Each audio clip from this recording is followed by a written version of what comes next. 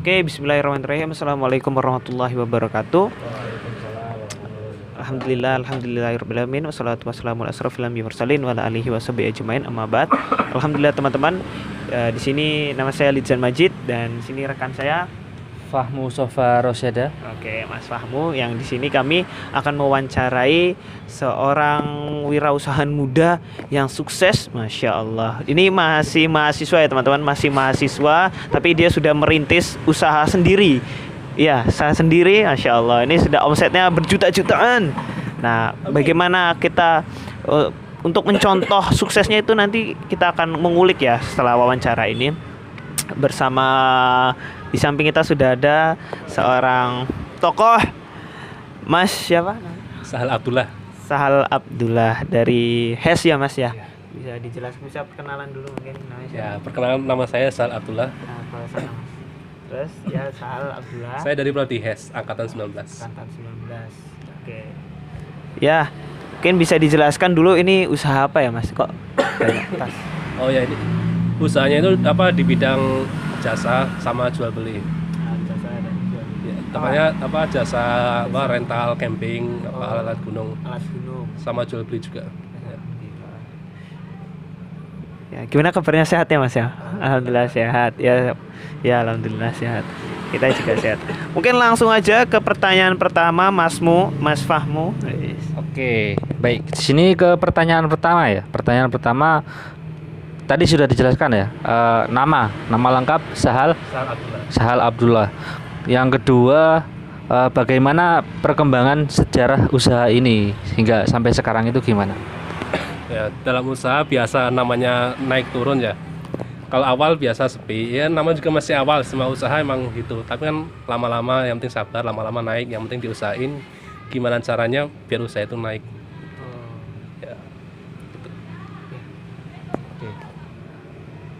Kira-kira berapa nih modal yang dikeluarkan untuk membuka usaha ini? Kalau untuk usaha ini sebenarnya modalnya nggak besar ya, karena kita modalnya itu nggak seabrek langsung misal 20 juta. Kayak misalnya 20 juta itu enggak, tapi modalnya itu sekitaran cuman antara 4 sampai 5. Tapi untuk membuat usaha ini maju kan setiap keuntungan diputar, nanti dibeli barang jadi maju gitu. Jadi kita untuk modal nggak terlalu besar, tapi pakai cara gimana caranya biar usaha maju. Kau boleh tahu nih, omset per bulannya paling gede itu berapa? Paling gede? Paling gede berapa ya?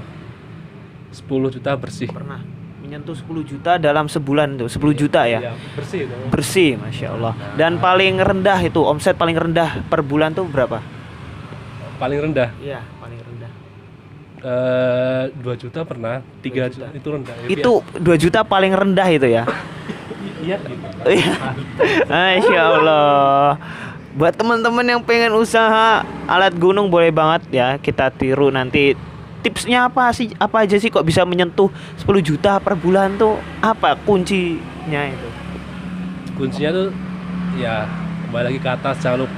Kuncinya cuman 3 sebenarnya. Apa tuh? Birrul walidain, sedekah sama sholat. Dengerin ya, birrul walidain, sedekah dan sholat teman-teman ya. Kalau bahasanya pesugihan, kalau bahasa bahasa kasarannya.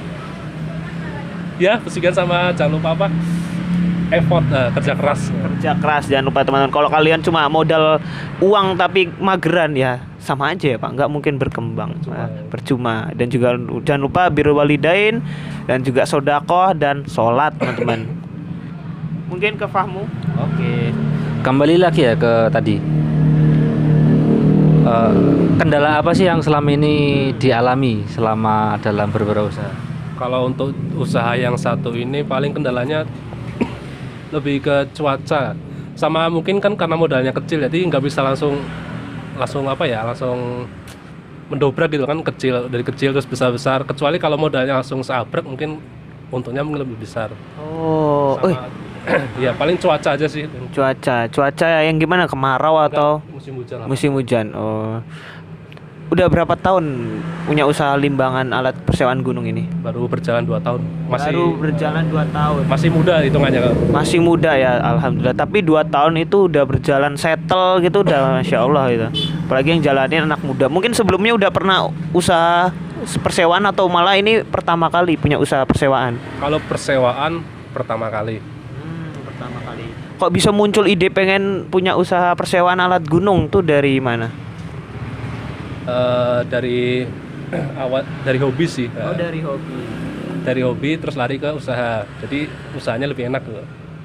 Oh. Gak bosenin makanya. Nggak bosenin. Hobi. Warna hobi. Oke, Fahmu? Mungkin apa ya? Kan tadi kendala disebutkan dari cuaca, kemudian dari modal kecil. Nah, cara mengatasi dari kendala itu tuh gimana? Kalau untuk apa? Untuk modal kecil ya itu kan dikembangin dari apa keuntungan diputer terus buat apa buat ngompletin barang-barang. Kalau cuaca tuh nggak bisa karena cuaca memang dari atas. Iya. Itu susah gitu, Mas. Suka dukanya selama usaha. Kalau duka ya apa ya duka? Ya kalau pas apa perputaran uangnya agak macet pasti duka. Ya udah itu. Penyebabnya apa pertukaran uang agak macet selain cuaca tadi? Ya, apa ya?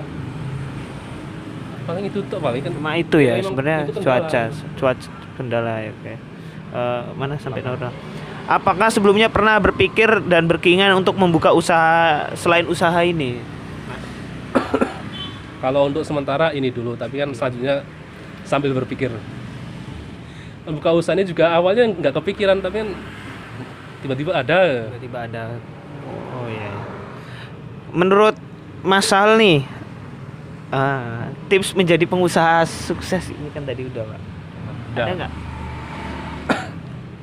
Tips untuk pengusaha sukses. Iya. Buat anak-anak muda nih, karena zaman sekarang kan kayaknya aku pengen jadi pengusaha, tapi kan ternyata ada caranya. Nah, untuk menjadi pengusaha itu yang pertama butuh modal. Iya. Nah, saat butuh modal pasti kita butuh apa effort kerja keras. Nah, tapi orang-orang biasanya ada modal malas kerja, malas gerak. Nah, ada orang rajin tapi modalnya nggak ada. Jadi emang harus saling sinkron antara modal sama apa namanya usaha gitu, kerja keras. Sama jangan lupa tentang apa birrul walidain dan lain-lain tadi. Birrul walidain, sedekah dan juga doa ya teman-teman. Kalian juga harus punya modal dan harus punya effort yang besar juga, karena tanpa semua itu ya nggak mungkin terjadi seperti ada usaha sebesar ini teman-teman gitu. Infomu ada lagi? Cukup ya. Mungkin Mas Sahal statement terakhir Sahal buat anak muda zaman sekarang, statement terakhir closing. Apa ya?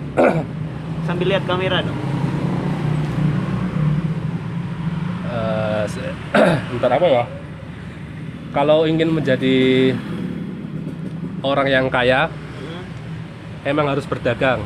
Tapi kalau misalnya teman-teman udah menjadi karyawan di perusahaan tertentu, kalau bisa lanjut aja. Kalau mau jadi pengusaha, jadi disambi gitu loh. Jangan keluar dari karyawannya dari perusahaan tersebut, karena belum tentu, karena usaha itu gimana ya, kayak ibarat berjudi gitu loh. Tapi ya kalau judi kan haram ya, bahasanya apa ya, ya gitulah. Iya, iya. Bukan berjudi tapi ya kayak berjudi ya gitu. Oh, Insya Allah. Ya itu teman-teman wawancara kita pada hari ini bersama Mas Sal, seorang pengusaha persewaan alat gunung ya. Buat teman-teman yang mau nyari persewaan alat gunung boleh banget ke Limbangan. Alamatnya di mana Mas Sal? Jalan Gondilan dekat STN 2 Gondilan, terus depan warung OPC.